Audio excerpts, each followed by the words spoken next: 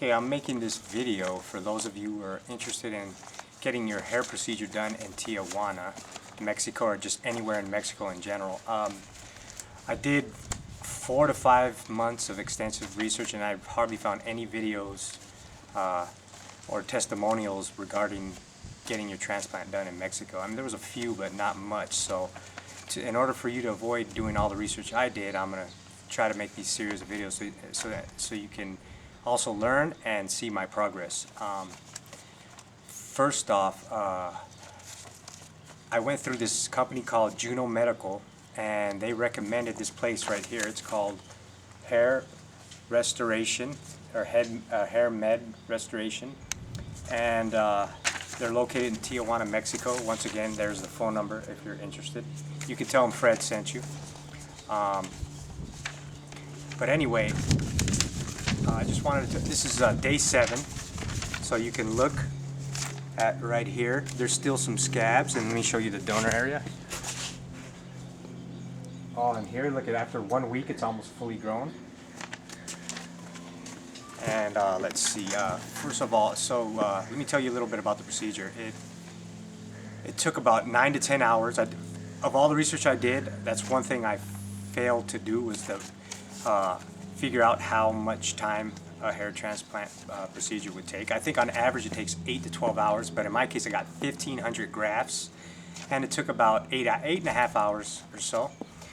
After the first 3 days I had a lot of swelling in my forehead, which is just normal. That's just a side effect from the anesthesia. Like I said, once again, I got 1,500 grafts. As far as the pain, it really, during the procedure, the only thing that hurt was actually multiple stabbing, the needles when they were injecting the anesthesia, and there was a little discomfort. Once the anesthesia wore off, obviously it hurt.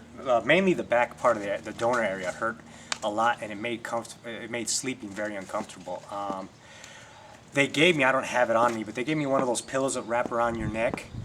And actually, they didn't give it to me. They advised that I use one. I wish they would have had one, but I went to a Walmart in Tijuana and found one for like $5. So, but anyway, I used that. I'm still using it a week after the procedure. I'm probably, just to be safe, I'm going to use it for 10 days.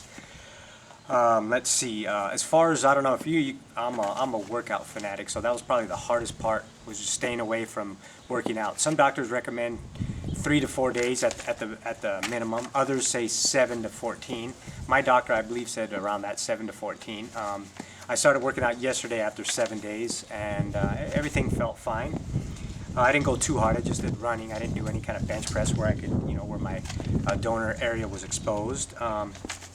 As far as like the medicine, everything is given to you. They give you a combination of painkillers. I think it was just like a basic over-the-counter painkiller, like ibuprofen, but a large amount. And they also give you, I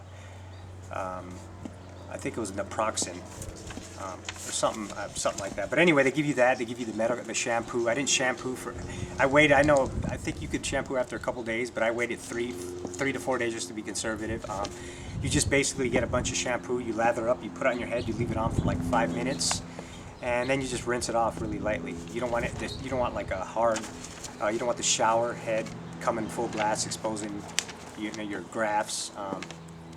Like I said, they'll be sensitive for like 7 to 10 days. And let's see what else. And that's it. Once again, it's the company's called Hair Medical Restoration. They're located. There's their phone number, and they're located in Tijuana, Mexico. And you could send them that. You could tell them that Fred Riley sent you. I mean, it's not a big deal. I don't care. But I really like to help them out, and especially help you guys out, because it's a lot cheaper, and you can get. And these. Oh, here's one last thing. The doctors, they're young, they're very professional, and they did the whole procedure themselves. The nurses hardly did anything. They just assisted. So the doctor will actually do the procedure. And be careful when you go to a lot of places, the nurses do the actual procedure and the doctor doesn't do anything. So you want to make sure you do that, and that's it. So once again, let me show you what I got. I got about an inch. Got about an inch done up there. Initially, I was going to get this filled in, but I don't know. We kind of agreed that it might look unnatural, to get the temples filled in. So I'll wait and see how it grows out, and if I don't like it, I could always get a second procedure. It would be real minor, and wouldn't cost too much. So anyway, I'll be back in a couple weeks and let you.